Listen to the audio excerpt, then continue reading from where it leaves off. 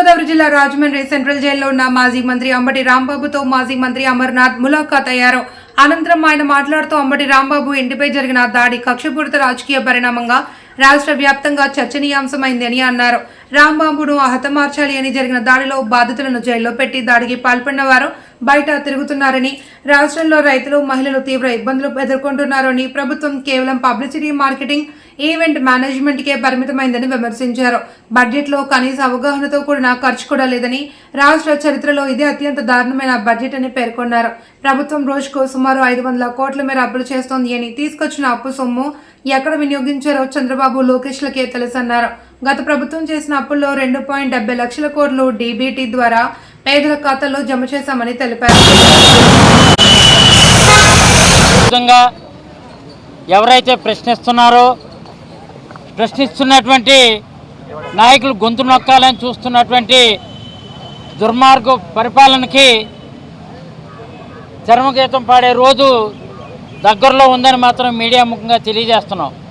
ఎందుకంటే ఎవరైతే ప్రశ్నించాలనుకున్నారో ప్రశ్నించే వాళ్ళని మరి ఏ రకంగా వాళ్ళు నెలవారీ బత్యం వల్ల కానీ లేదా ప్యాకేజీ ద్వారా కానీ ఎలా అయితే నోరు మోయించారో అలా అందరినీ నోరు మోయించాలని అనుకుంటున్నారేమో.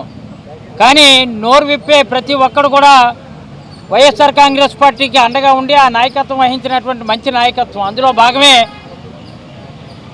భక్తుల మనోభావాలు దెబ్బతీస్తున్నటువంటి తిరుమల తిరుపతి దేవస్థానంపై జరిగినటువంటి పంది కొవ్వు ఆవు కొవ్వు కలిసిందే అని చెప్పి అబండాలు వేస్తూ భక్తుల మనోభావాలు దెబ్బతీస్తున్నటువంటి తరుణంలో దాన్ని ప్రశ్నించి చాలా తప్పు చేస్తున్నారు, మీరు చేసిన తప్పుకి ఆ వెంకటేశ్వర స్వామి మిమ్మల్ని భవిష్యత్తులో రాజకీయంగా సమాధి కట్టే పరిస్థితి ఉంటుందని అడిగినందుకు ఈరోజు రాంబాబు గారిని జైలు పాలు చేసినటువంటి సంగతి మన అందరికీ తెలుసు. ఇలాంటి విషయాలు ఎవరైనా సరే ప్రశ్నిస్తే, అదే బడ్జెట్ విషయంలో కూడా ఏదైనా ప్రశ్నిస్తే వాళ్ళు ఎక్కడ గొంతు నొక్కాలని చూడడమే టీడీపీ కూటమి తాలూకు ఎజెండా. మొన్న బడ్జెట్ చూసాం. బడ్జెట్ చూస్తే బడ్జెట్లో ఉన్నదంతా కూడా పెద్ద డొల్ల, బడ్జెట్ బుక్ చూస్తే గొల్ల.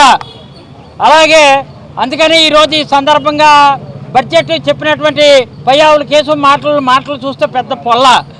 అందుకనే ప్రజలు తప్పనిసరిగా ఈ కూటమి ప్రభుత్వాన్ని కొడతారు భవిష్యత్తులో జల్లాని మాత్రం ఈ సందర్భంగా మనవి చేస్తూ, ఎట్టి పరిస్థితుల్లో కూడా వీళ్ళందరూ కూడా ఎట్టి పరిస్థితుల్లో రెడ్ బుక్ రాజ్యాంగాన్ని అమలు చేయడమే ప్రధాన ఎజెండా కింద పెట్టుకున్నారు. కానీ అంబేద్కర్ రచించినటువంటి రాజ్యాంగ స్ఫూర్తితో కూటమి నాయకులకి సమాధి కట్టే రోజులు దగ్గరలో ఉన్నాయి. మీరు ఏ విధంగా అయితే రాజ్యాంగాన్ని విరుద్ధంగా చేస్తున్నటువంటి అన్నిటికీ కూడా ఇవన్నీ కూడా లెక్క కడుతున్నాం. దానికి 100కు 100 రూపాయలు కూడా చట్టపరంగా వడ్డీతో చెల్లించే రోజులు దగ్గరలో ఉన్నాయని మాత్రం ఈ సందర్భంగా తెలియజేస్తూ 3 గంటలకి అంబటి రాంబాబు గారిని కలుస్తాం. ఆ మిగిలిన విషయాలన్నీ కూడా తర్వాత చర్చిద్దాం. Thank you.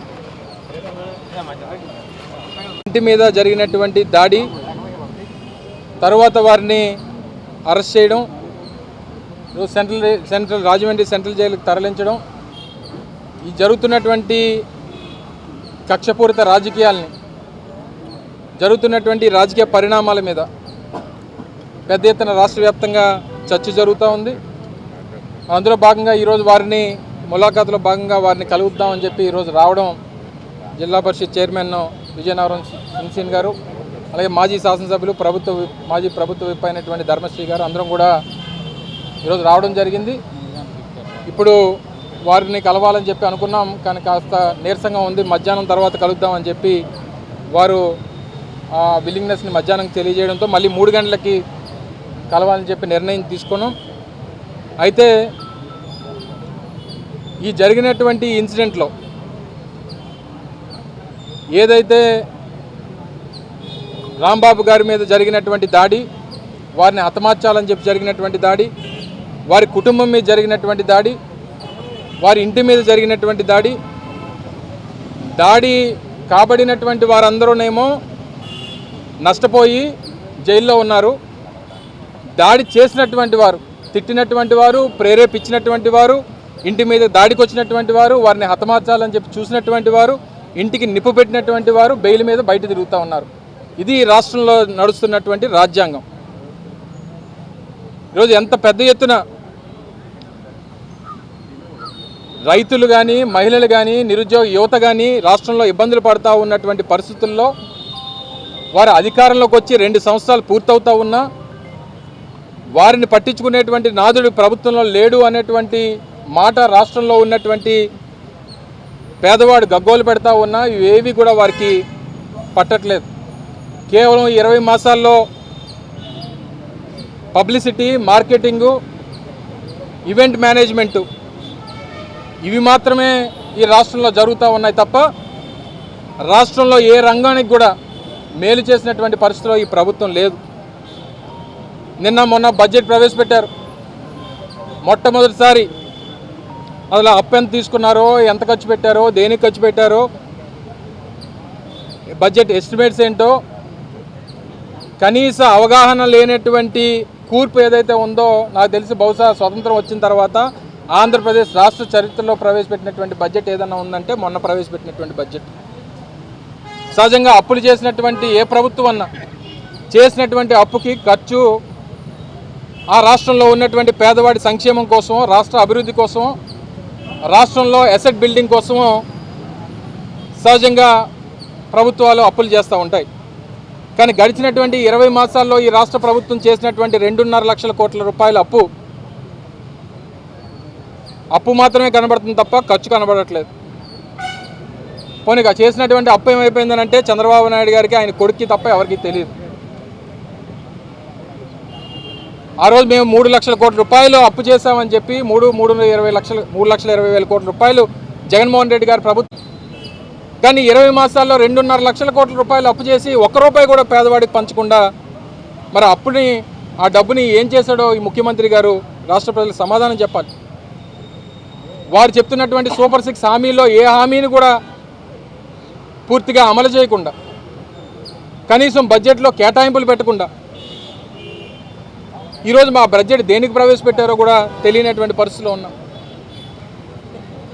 ఈరోజు రానటువంటి ఈ 3 సంవత్సరాల కాలంలో బహుశా నాకు తెలిసి రోజుకి 500 కోట్ల రూపాయలు అప్పు చేస్తూ ఉన్నాడు ముఖ్యమంత్రి గారు.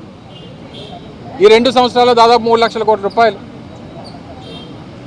మరో 3 సంవత్సరాలు మరో 5 లక్షల కోట్ల రూపాయలు అప్పు చేస్తాడు, లేదా 6 లక్షల కోట్ల రూపాయలు అప్పులు చేస్తాడు. చివరికి రేపు అధికారం దిగిపోయేటువంటి సమయానికి ఆ అప్పులు కుప్పంతా తీసుకుని వచ్చి రేపు మా ప్రభుత్వం మీద పెట్టి వెళ్ళిపోతాడు. ఆయనకేమి పేదవాడికి ఇబ్బంది పడుతూ ఉంది, విద్యారంగం ఇబ్బంది పడుతూ ఉంది. ఈ మధ్యకాలంలోనే గత సంవత్సర కాలంలో చూశారు యూరియా కోసం రోడ్ల మీద ఏ రకంగా రైతులు కొట్టుకునేటువంటి పరిస్థితి వచ్చిందో. విద్య ఫీజు రియంబర్స్మెంట్ 6,000 కోట్ల రూపాయలు బకాయిలు. ఆరోగ్యశ్రీ వైద్యం 5,000 కోట్ల రూపాయలు బకాయిలు. ఇంకా డాక్టర్లు వైద్యం ఏమి అందిస్తారు? పేదవాడికి వైద్యం ఏమి అందుతుంది? పేదవాడి ప్రాణాలు ఎలా కాపాడతారు? ప్రధానమైనటువంటి రంగాలు వ్యవసాయం, విద్య, వైద్యం దేనికి కూడా సరైనటువంటి కేటాయింపులు లేకపోతే, ఇక సంక్షేమం కోసం ₹1 కేటాయించకపోతే, మహిళలకి 1,500 రూపాయలు నెల ఇస్తామని చెప్పినటువంటి మాట గాల్లో కలిసిపోతే, నిరుద్యోగ యువతకి నెలకి 3,000 రూపాయలు నిరుద్యోగ భృతి ఇస్తానని చెప్పి ఆ భృతిని అలా ఎక్కడా కనబడకుండా చేసేస్తే, సంవత్సరానికి 3 సిలిండర్లు అన్నారు, అన్నదాత సుఖీభావ కింద సంవత్సరానికి 20,000 రూపాయలు రైతుకి పెట్టుబడి సాయం అన్నారు. ఏది ఒక్కటి చేసే చెప్పండి. ఆ మహిళలు అడిగితేనేమో ఏదో P4 అన్నాడు ఆయన. ఏది ఆ P4 ఎక్కడుంది? ఆ P4 అంటే అసలు చంద్రబాబు నాయుడు గారికి తెలుసా అసలు P4 అంటే ఏంటో? ఇవన్నీ వదిలేసి, పేదవాడికి చేయాల్సినటువంటి కార్యక్రమాలను వదిలేసి చివరి రాంబాబు గారి మీద కేసు పెడతాం, ఆయన్ని ప్రేరేపిస్తాం, ఆయన తల్లిని తిడతాం, ఆయన చెల్లిని తిడతాం, ఆయన భార్యని తిడతాం, ఆయన ఏం మాట్లాడడానికి వీల్లేదు, ఒకవేళ తిరిగి మాట్లాడితే కేసులు పెడతాం.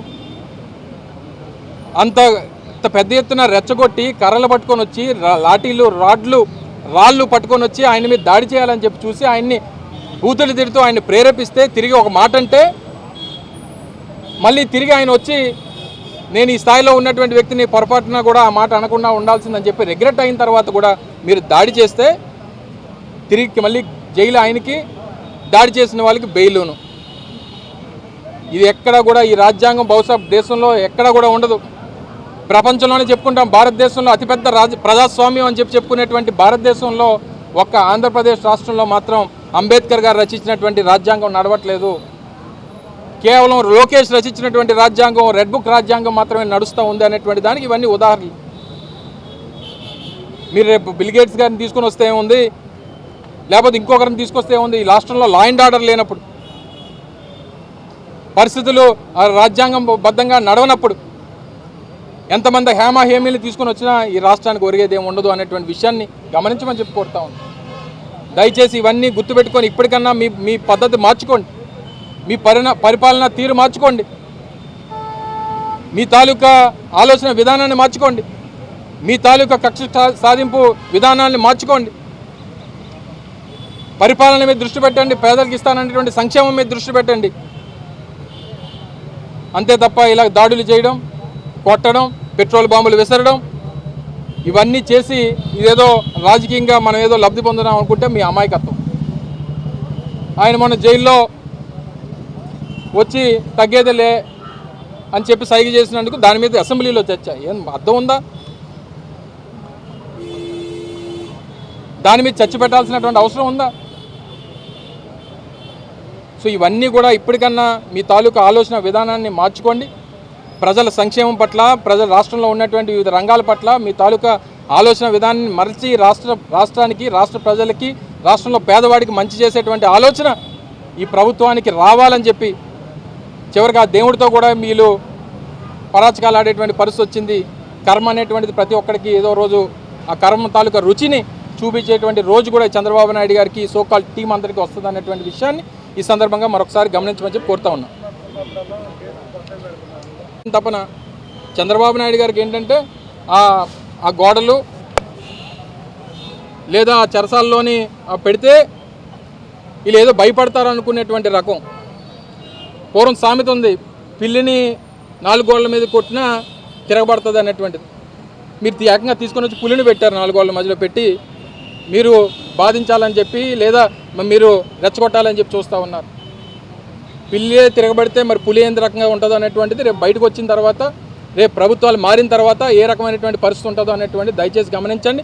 మేము ఈ మాట చెప్తున్నాం కదా అని చెప్పి రేపు ఏదో అయిపోతుందని అనుకుంటే, ఏదున్నా సరే వైఎస్ఆర్ కాంగ్రెస్ పార్టీ జగన్మోహన్ రెడ్డి గారి నాయకత్వంలో చట్టరీత్యా, చట్టపరంగా అంబేద్కర్ గారి రాజ్యాంగం ప్రకారం చట్టానికి లోబడే తీసుకున్నటువంటి ప్రతి చర్య ఉంటుందనేటువంటి విషయాన్ని ఈ సందర్భంగా తెలియజేస్తాం.